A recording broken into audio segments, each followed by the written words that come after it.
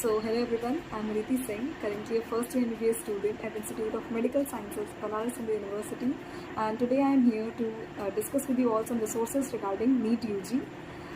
मैंने कमेंट देखा था अपनी एक वीडियो पे जिसमें मतलब मैंने कौन सी बुक्स यूज़ की नीट यूजी प्रिपरेशन के टाइम, उसके बारे में पूछा गया था.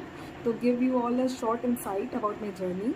मैंने 12th के बाद अपनी प्रिपरेशन स्टार्ट की थी नीट की, और मैंने आकाश देहरादून से प्रिपरेशन किया था. और उसके बाद मैंने नीट 2021 दिया था, जिसमें मेरी all India rank somewhere 2 lakhs थी और मेरा मार्क्स था 354. एंड मैंने फिर नीट 2022 के लिए प्रिपरेशन किया था 1 year, और उसमें I got an all India rank of 1117 and my marks वर 675. सो इस 1 year की जर्नी में मैंने जो जो रिसोर्सेज यूज़ किए उसके बारे में मैं आपको आज बताऊँगी. So let's go. सो मैंने पार्ट वाइज इसे डिवाइड किया है. सो फर्स्टली कंसिडरिंग फिज़िक्स में you should read NCERT only if you have time. अगर आपके पास कम टाइम है, जैसे मेरे पास 1 year था बट मैंने NCERT रीड की थी क्योंकि मुझे थोड़ा मतलब कॉन्सेप्ट ज़्यादा क्लियर लगता था NCERT रीड करने के बाद. तो अगर आपके पास टाइम है तो you can go for it, but as such नहीं रीड करने से भी ज़्यादा कुछ फ़र्क नहीं पड़ता. क्योंकि मेरे कई फ्रेंड्स हैं IMS BHU में जिन्होंने NCERT रीड नहीं की थी फिजिक्स की, but then too they are here. So as such इतना कुछ क्वेश्चन आता नहीं है theoretical in case of physics, but yes if you have time then you should go for it. And then the next thing which is much more important in physics is question solving.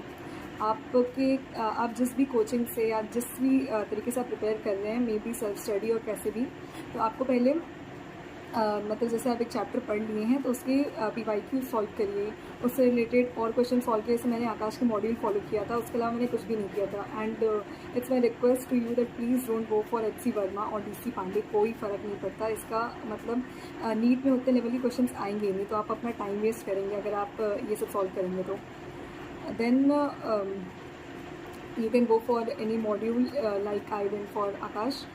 उसके बाद फिर then physics का यही मतलब वो रहेगा. Chemistry के लिए I have divided into organic, inorganic and physical.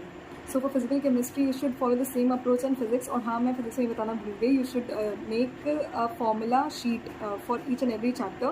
क्योंकि अगर आप नीट का मतलब देखेंगे पेपर, तो उसमें डायरेक्ट फॉर्मूला बेस्ड क्वेश्चन आते हैं. एज सच इतना हाई कॉन्सेप्ट में क्वेश्चन नहीं आते. You should make a formula sheet for it.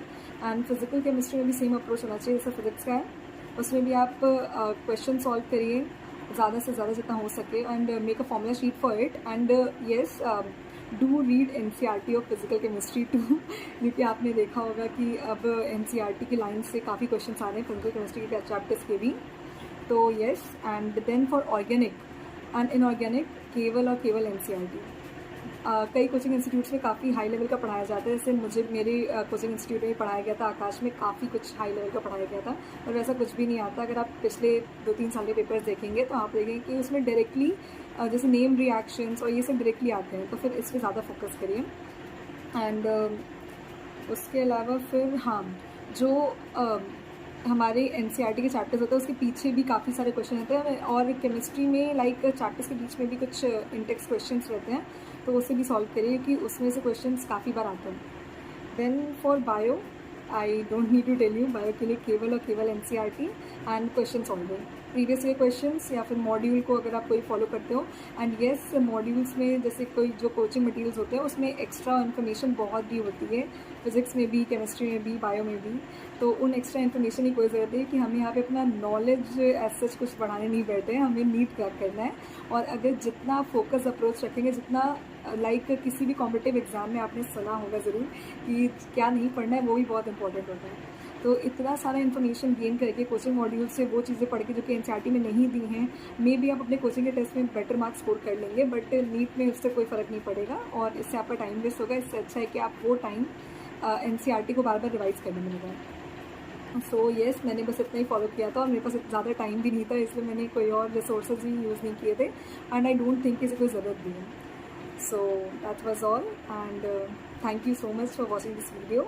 Do like, share and subscribe if you found it useful, and thank you. Bye bye.